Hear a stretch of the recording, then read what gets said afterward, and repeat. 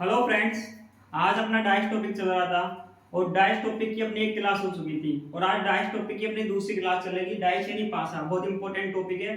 कोई सी one day exam देख लो, railway, SSC bank, हर exam में एसएससी जीडी आरपीएफ, हर वनडे एग्जाम के लिए बहुत इंपॉर्टेंट टॉपिक है। हर एग्जाम के अंदर इसका एक क्वेश्चन जरूर से जरूर आता है। आपके 2 नंबर फिक्स पक्के हो सकते हैं इस वीडियो से, 5 मिनट की वीडियो से। तो आपका पूरा फोकस बोर्ड के ऊपर होना चाहिए। और हाँ, चैनल को ज्यादा से ज्यादा सब्सक्राइब करें, वीडियो को ज्यादा से ज्यादा शेयर करें एंड लाइक करें। देखिए, आज इसकी सेकंड कॉन्सेप्ट चलेगा। पहला पैटर्न कल करा दिया था मैंने डाइस टॉपिक का। आज डाइस टॉपिक का सेकंड पैटर्न करेंगे, यानी टाइप सेकंड। समझे आप?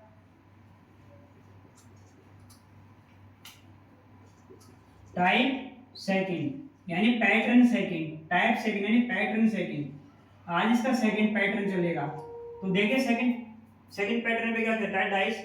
पहला पैटर्न था वन कॉमन ट्रिक और सेकंड पैटर्न का से ये क्वेश्चन हमेशा टू कॉमन ट्रिक से सोल्व होगा। दो कॉमन पद्धति से सोल्व होगा। तो देखिए कैसे होगा।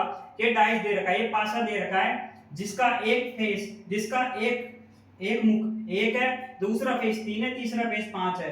समझोते मथाने राजस्थानी भाषा में बताऊं चाहूं छू कि एक फेस जी को 1 से, दूसरो फेस जी को 6 से, तीसरो फेस जी को 3 से। समझे ना आप?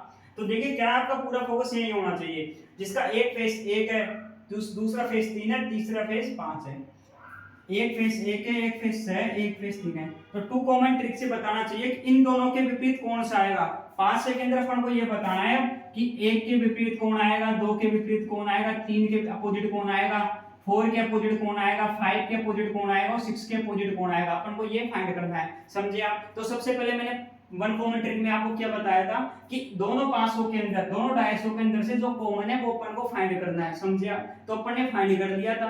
तो आज देखिए, टू कॉमन ट्रिक के अंदर दोनों पासों के अंदर से, दोनों डाइस के अंदर से दो संख्या कॉमन निकल देखनी है अपन को। दो संख्या कॉमन होगी, वो दो संख्या कॉमन अपन को देखनी है कौन सी है। तो देखिए, पहले डाइस के अंदर 1 3 5 है, दूसरे डाइस के अंदर 1 6 3 है। तो दोनों डाइस के अंदर कॉमन क्या है? दोनों डाइस के अंदर कॉमन है 1 और 3। समझा? दोनों डाइस के अंदर कॉमन क्या रहा है? 1 और 3 आ रहा है। तो देखिए, 1 और 3 दोनों डाइसों में कॉमन आ रहा है, 1 और 3 दोनों डाइसों में कॉमन आ रहा है। समझे आप?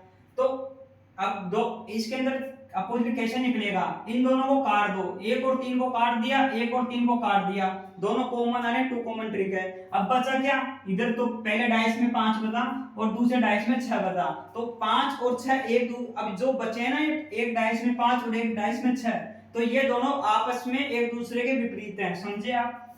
मैं आपको कम समय में बहुत ज्यादा नॉलेज दे रहा हूं। अब पहले पासे के अंदर 5 बचा, दूसरे पासे के अंदर 6 बचा। तो ध्यान से सुनना, ये दोनों 5 और 6 एक दूसरे के विपरीत है। तो 5 के विपरीत आ गया 6 और 6 के विपरीत आ गया 5। समझे आप? अब दोनों के अंदर कॉमन क्या था? 1 और 3। दोनों के अंदर कॉमन क्या था? 1 और 3। अब इन दोनों के विपरीत कौन होगा भैया? देखिए, इन दोनों के अंदर विपरीत होगा क्या? एक डाइस में 6 फेस होते हैं। तो देखिए, एक डाइस में 6 फेस होते हैं। दो संख्या तो 5 और 6 कट गई, 5 और 6 कट गई। अब बचे क्या? 1 2 3 4। 1 और 2 तो एक खुद ही है, 1 और 3 तो खुद ही है। अब बचे क्या? 2 और 4। अब बचे क्या? 2 और 4। 2 और 4 में से कोई भी इन दोनों के अपोजिट हो सकता है। एक के अपोजिट 2 भी हो सकता है, एक के अपोजिट 4 भी हो सकता है, 3 के अपोजिट 2 भी हो सकता है, 3 के अपोजिट 4 भी हो सकता है, 2 के अपोजिट 3 भी हो सकता है, 2 के अपोजिट 1 भी हो सकता है, 4 के अपोजिट 3 भी हो सकता है और 4 के अपोजिट 1 भी हो सकता है। वो कंडीशन पे डिपेंड करेगा, जो अपन को नेक्स्ट पैटर्न पे पता लगेगा। तो यहाँ तक आपको समझ में आया क्या बोला मैंने? दोनों डायसों के अंदर से दो फेस कॉमन है, उन दोनों को डिनोट करो। पहले में 1 और 3 दोनों में कॉमन था, इन दोनों को काटो। बचा इधर 5 बचा, इधर 6 बचा। ये 6 पांचवा फेस, छठा फेस, ये एक दूसरे के विपरीत होते हैं। तो 5 के अपोजिट 6, 6 के अपोजिट 5। अब दो कॉमन थे, दोनों को लिखो। 1 और 3 कॉमन था, 1 और 3 कॉमन थे ना, उनको लिख लिया। अब 1 और 3 के बाद अब डाइस में 6 फेस होते हैं, 6 मुंडा होता है डाइस का। अब आप रखने 5 भी आगा, 6 भी आगा और एक संख्या भी थे, 3 भी है। बच्चों का 2 और 4, 2 और 4 1 और 3 के अपोजिट होते हैं। समझे आप? बचा है ना 2 और 4, और 1 और 3 के अपोजिट होता है। तो एक कंडीशन के अकॉर्डिंग 1 के अपोजिट 2 भी आ सकता है, 1 के अपोजिट 3 भी 4 भी हो सकता है।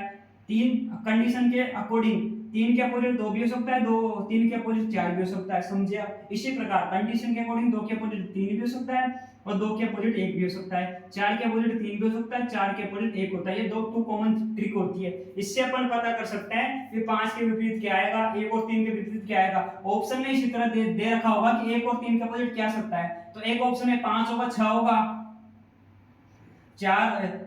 5 होगा, 6 होगा, 1 होगा और 2 और 4 ओब्लिक में होंगे। तो अपन को 1 और 3 का अपोजिट दे रखा हो तो ओब्लिक में 2 और 4 टिक करना है, समझे आप। तो इसी तरह से अगर आपको डाइस का पूरा पैटर्न टाइप आज पूरा पूरा चैप्टर बोर्ड के ऊपर चाहिए तो चैनल को ज्यादा से ज्यादा सब्सक्राइब करें और ज्यादा से ज्यादा वीडियोज को शेयर करें। Thank you.